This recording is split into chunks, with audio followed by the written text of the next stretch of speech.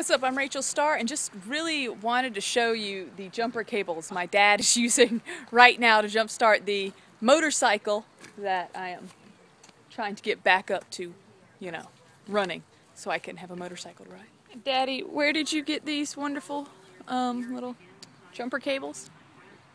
Trash dump.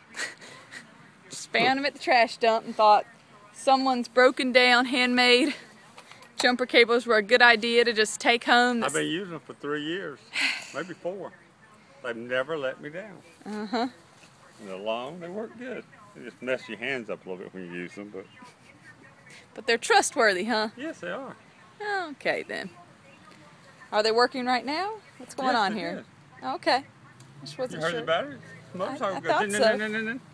I thought I did, but Yes. I wasn't sure. Crank, but it wasn't jumper cable's fault. Especially like the grass that sticks out the side of them.